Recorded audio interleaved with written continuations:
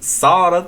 What is going on, guys? I'm back on the mic today from Spectral Sound, and today we will be recreating the main bass from the song Bangarang by Skrillex, if you didn't know that already.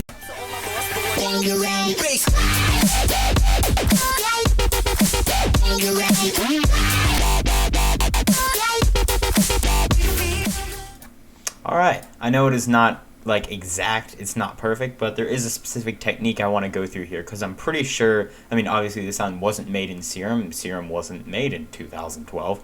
I don't even think it was in the making, but I'm pretty dang sure he used Massive for this. And the reason that I'm sure of that is that, well, there's two reasons. The first one is that Massive was it then. Like that was the stuff. Also, hearing this, I'm thinking of the Scream filter. You know, the Scream filter is similar to like a bandpass or low pass or something, with like a bunch of like resonance, and it like distorts a bit. It's a really interesting filter. They don't have that in Serum. I had to kind of do my little recreation. I don't know what it would look like if it was a filter, but just to kind of emulate that, I'm going to show you exactly what I did. So first of all, there is two patches. There's this one right here, and then there is this right here. And they're both exactly the same patch, except the modulation just starts later with this one right here, and it like loops back and forth. This is a sub. Let me turn that off, and let me go into the post-processing to show you what I did here. There is not a lot in the post-processing at all. All it does is just, you know, tweak the sound, just, you know, kind of master the sound coming out of Serum. So first of all, there is a Maximus, which is a compressor if you don't know, but literally no compression is being done here. The only thing is happening is I'm taking these low frequencies and turning this all the way up to make it completely mono. And I didn't even change where like this is. I just left it there because the low frequencies were doing some weird stereo stuff, didn't sound that good. So that's all that is doing right there. EQ, first of all, to lower the level, because it's going to go into this basic multiband compressor, and then dropping it at 7600 right there, just dropping it. There were some weird frequencies going on, and doing a high pass just above 1700, and then low pass just below like 70, because I have the sub in there obviously. And then I like raised it a little bit in this midsection, not a lot. That's just kind of just sort of sculpting where I wanted the frequencies to be. And then the multiband compression, all I did was put on the multiband compressor. Like, you just have to open it up and everything you have is good. And then finally I have a final EQ just to shape it after this multiband compression, because if you really pound it through that multiband compressor, then the frequencies can get kind of, you know, muddled in not a way you want them to. I liked the way they were, just certain areas needed boosting.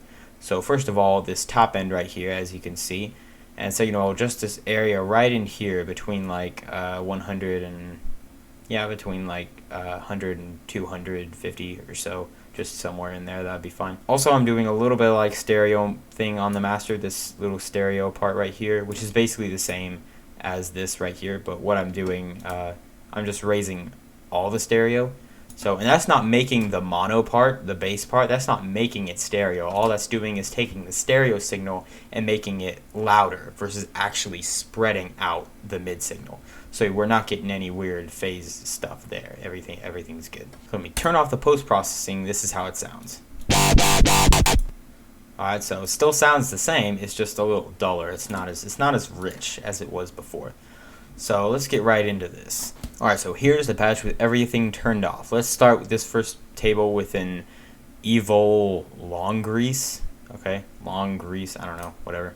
What is this in? Digital? Yeah, it's right there. And we're just going to pick one spot in this kind of complex wavetable here.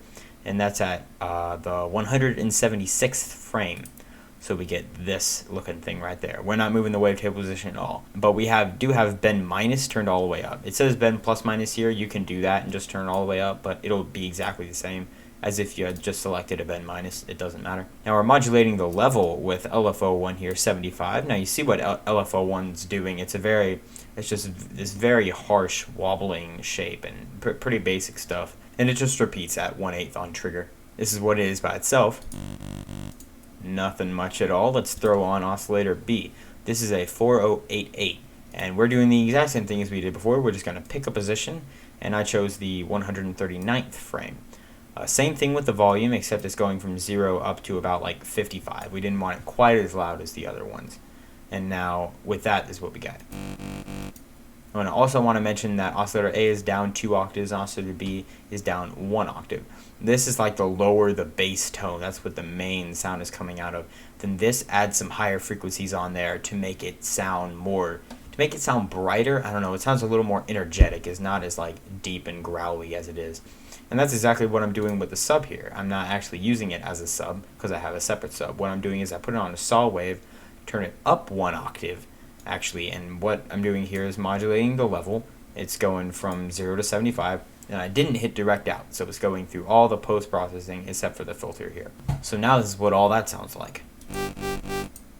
Sounds pretty stupid right now, especially with the saw wave, but it's going to turn out better later. Also, I want to talk about the saw wave. You may have heard that the saw wave, the modulation sounded a little bit different than the rest. It sounded just a little bit sharper, you know, it attacked a little more, and the decay was, you know, a little shorter. So what I'm going to do is show you exactly how I did that. Here it is.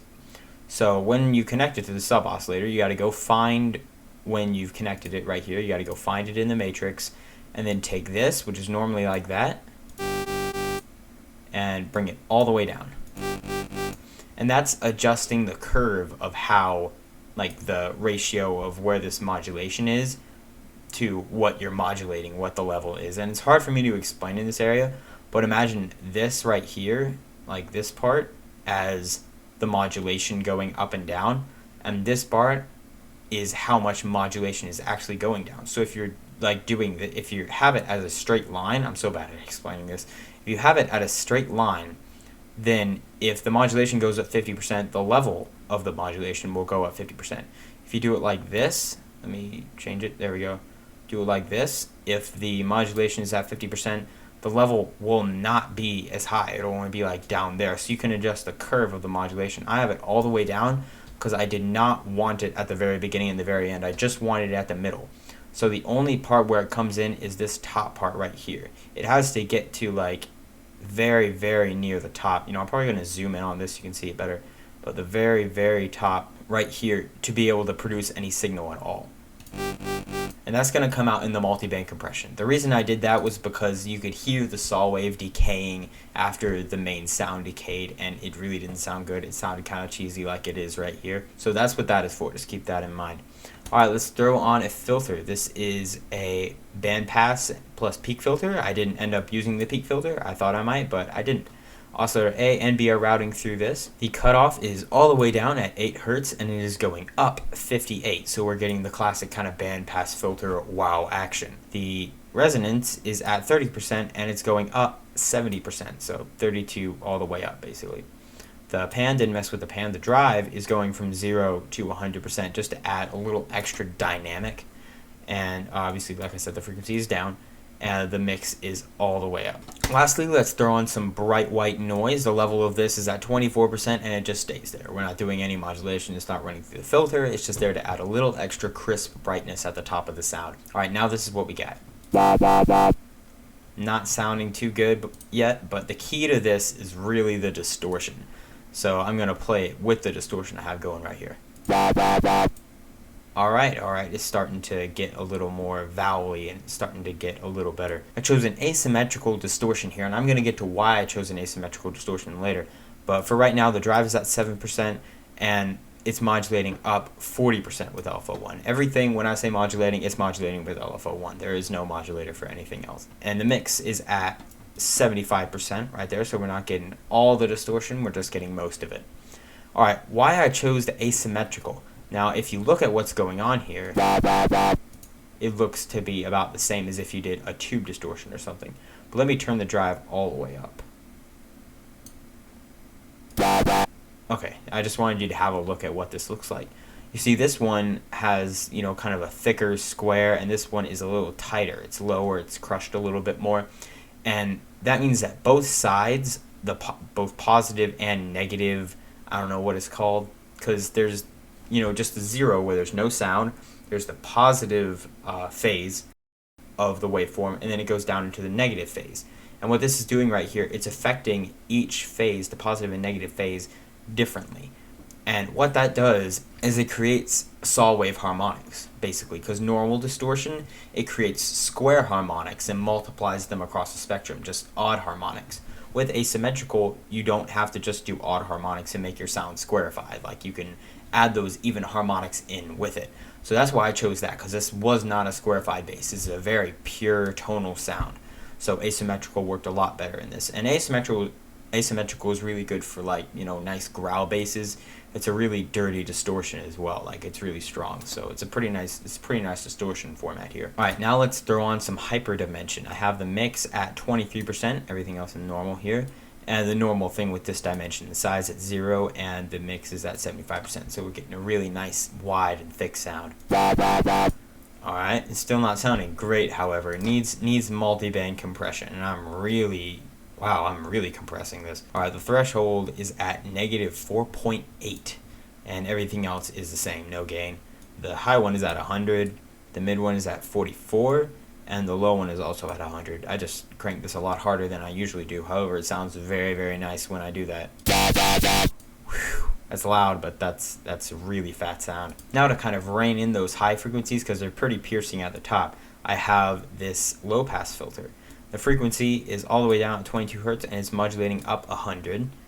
And that's just the main. It's a low pass, so when it's at the top, it's going to be cutting almost nothing, and when it goes down, it's going to be doing a sharp cut at the high frequencies to add a lot more dynamic, because this is some really heavy compression.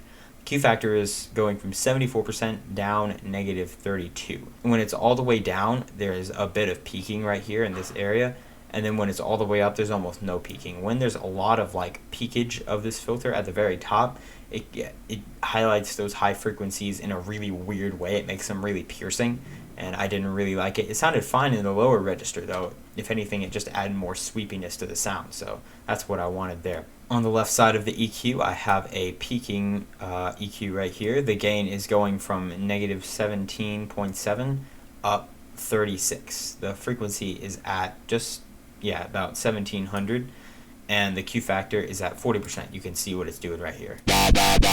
As you can see, it's not doing a whole lot. It's just in this area, and it's just kind of, it's sculpting the sound as the LFO is moving up and down, so it's just going up and down with the motion here. Alright, and now throwing on the phaser. This is really going to clean up the sound and give it a lot more shape. So the rate is all the way down and the depth is all the way down. I'm doing the modulation with the frequency.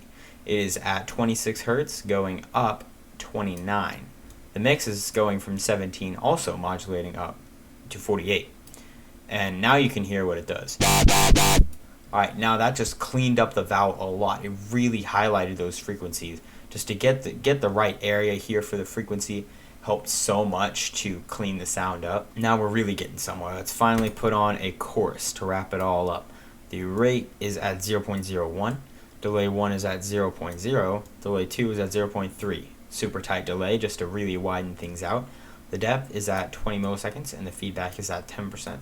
You have to turn the low pass filter all the way up to get all the frequencies, and the mix is modulating from 0 up to 40. So now this is what it sounds like.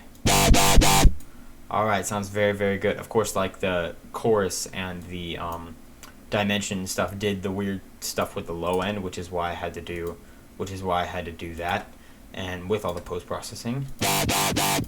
Alright, sounds very nice when added with sub bass. And finally, let me just show you exactly what I did here for this one. All I did was I flipped this modulation on envelope mode. I selected this point and I set start point here and I set loopback point here. You can see the L and the S right there. And all that's doing is doing exactly what I wanted to. Start there and loop back there. So literally it's exactly the same patch and exactly the same post-processing for the original sound. Alright, thank you all so much for watching. If you liked the video, leave a like below. Also tell me what you thought of the recreation in the comments section, and I will see you in the next video. Peace out.